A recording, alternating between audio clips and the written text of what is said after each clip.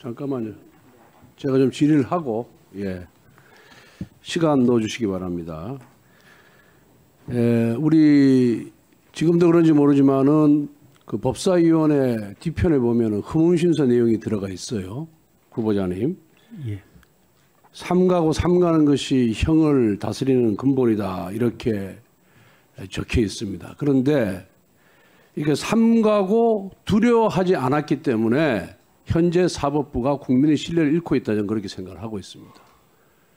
입법부나 행정부의 수장인 대통령은 선출된 권력인데 법원은 비선출된 권력이에요.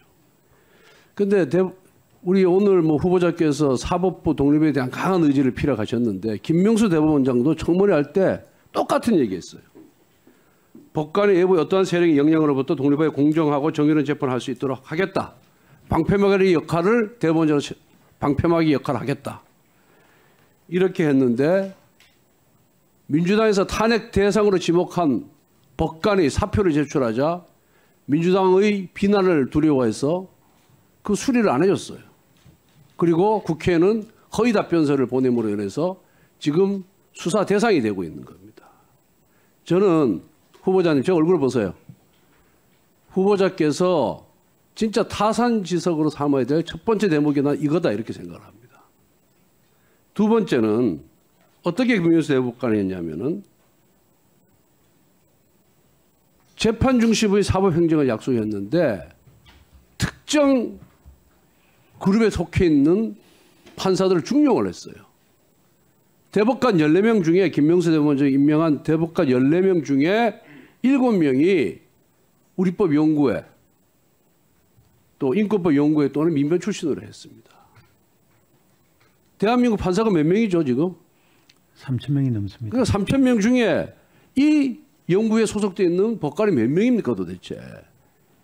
그런데 그 소수에 불과한 그 법관 중에 절반을 대법관을 임명했으니까 결국 김명수 대법원장이 사법부 내부로부터 신뢰를 못 받고 존경을 못 받게 되는 겁니다. 이거 명심해야 됩니다. 앞에 균형 인사 약속을 했는데 그렇게 해야 될 거고요. 그러다 보니까 울산시장 선거 개입 사건 무슨 사건 아까 의원님들이 지적한 바와 같이 계속해서 재판을 지연시키는 거예요. 재판의 제일 생명이 뭡니까? 공정. 두 번째가 뭡니까? 신속입니다. 이건 정말 법관들이 반성해야 될 일이다 이렇게 생각하고요. 이것이 바로 후보자가 타산지석으로 삼아야 할 두 번째 그런 잘못이다 이렇게 봅니다. 그리고 법원장 후보 추천자 했지 않습니까? 예. 나는 이게 잘못됐다고 생각해요. 그러다 보니까 법원장을 하고 싶은 사람들, 특히 수석 부장판사라든가 고참 부장판사들이 밑에 법관들에 대해서 제대로 지적을 못하고 있는 거예요. 재판 동료 못하고 있어요. 눈치 보느라고. 왜? 그 친구들한테 잘 보여야 되니까.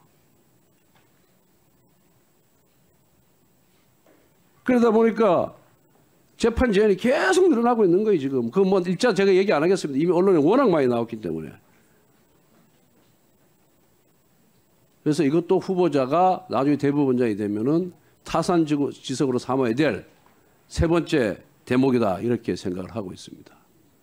이 세 가지 부분에 대해서 어떤 의견을 갖고 계십니까? 예, 지금 제일 마지막으로 말씀하신 법원장 추천제에 대해서는 법원 내부에도 개선의 목소리 요구들이 있고 이렇기 때문에 구성원들과 머리를 맞대고 사법행정 능력이 있는 사람들이 법원장이 되어가지고 법원을 지금보다 더 나은 법원으로 만들 수 있도록 제도 개선책을 신중히 생각해 보겠습니다. 이제 요즘 선관위가 국민으로부터 많이 비판을 받고 있는 거 알고 계시죠? 완전 치외법권지 되었어요. 예. 완전 조선판 음서제가 현대사회에서 적용된 예가 바로 선관위입니다. 그런데 이 선관위 구성에 대해서 좀 이제 고민할 때가 됐다고 저는 생각하고 있어요. 대법원장이 3명의 중앙선관위 지명권 갖고 있죠. 예, 그렇습니다. 그러면 근데 이거 지금 현직 대법관으로 지명을 하고 있단 말이에요. 두 사람이 현직 대법관이죠. 한 명인가요? 한 사람입니다. 한 사람이 두 사람은 뭐 고등법원 아닌 지방법원 부장판사 이렇게 지명하고 있는데 이게 과연 맞는 거냐? 현직 대법관을 임명하는 것이. 중앙선관위도 독립기관이고 헌법기관인데 지금 운영하는 거 보면 중앙선관위나 각급 지방선관위가 법원의 부속기관처럼 운영되고 있어요. 시도위원장도 법관이고 그다음에 시군구위원장도 법관이에요. 그럼 굳이 현직 법관으로 꼭 지명을 해야 되냐? 이 부분 저는 고민해야 된다고 생각합니다. 그 위원장을 상근제로 하냐 비상근제로 하냐는 좀 더 고민을 해봐야 되겠지만은 일단 법관 지명하는 것부터 고민을 해야 된다. 좀 더 중립적인 인물, 뭐 변호사도 좋고 이런 사람들을 이제 지명을 해야 될 때가 되지 않았냐 이렇게 생각을 하고 있습니다. 현직 대법관이 중앙선관위원장인데 비상근이고 대법관 업무도 사실 24시간 일해도 부족한 판에 그 중앙선관위원장까지 임명을 그 업무까지 맡으니까 무슨 일을 제대로 할 수 있겠어요? 제대로 할 수가 없는 거예요, 이거는. 더더구나 비상근 아니겠습니까? 언론중재위원장이 비상근인데 거의 상근합니다. 봉급도 별로 안 줘요. 봉사 차원에서. 그러니까 상근하는 거하고 비상근하는 거하고 사무처 직원들이 대하는 이 근무 자세가 달라지는 겁니다. 이 부분 중앙선관위의 그런 업무 능력 제고라든가 공정성 문제 이런 등등을 고려할 때 앞으로 좀 더 고민해 볼 필요가 있다고 생각하는데 어떻게 생각하시나요? 예, 뭐 그 부분은 신중하게 제도 개선이 필요한 부분이 있는지 검토해 보도록 하겠습니다. 지금 당장 지금까지 구상한 바는 없습니까? 지금까지는 아주까지 뭐 오랫동안 내려오던 관행이기 때문에 그 부분에서는 현재 뭐 답변 드릴 만한 구상을 가지고 있지 못합니다. 알겠습니다. 이상 마치겠습니다. 아까 누가 의사진행 발언 열었는데 무슨 뭐 안 하기로 하셨죠? 예. 오전 질의를 1차 주진을 마쳤습니다.